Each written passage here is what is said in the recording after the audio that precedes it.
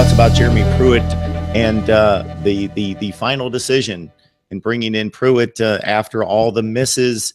He seems to be a reliable choice, a guy that obviously knows the landscape of the conference. Yeah, I talked about Jeremy Pruitt. I talked about the word of the day being salvage with Jeremy Pruitt in this recruiting class. I think when you look at Jeremy Pruitt as the selection as head coach at Tennessee, I think the word is compromise. Fulmer was in a very hard place after the Schiano fiasco. Curry was an absolute pariah as an athletic director. Any coach in the country that talks to Curry is going to call Bill Snyder. They're going to call probably Frank Martin, but they're definitely going to call Bill Snyder.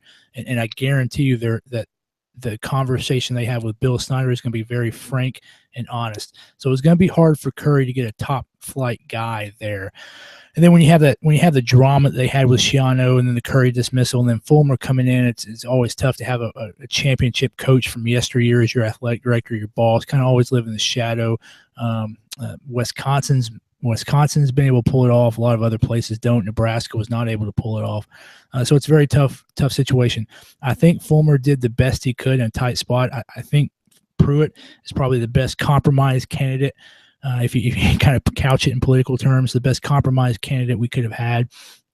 A top flight defensive coordinator that knows the SEC, great recruiter. Yes, he's unproven. Yes, he does not have Tennessee ties, but that was the fan base was going to have to live with that. The administration was going to have to live with that to get a guy of the caliber that Tennessee wanted in there. But certainly Pruitt's going to have to prove himself. I think he'll have a year or two to do that.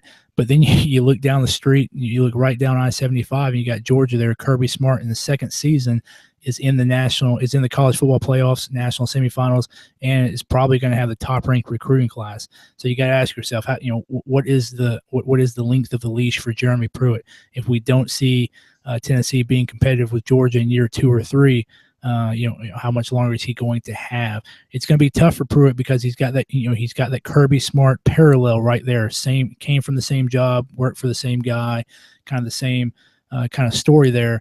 And then Kirby has really turned it around in Georgia in year 2.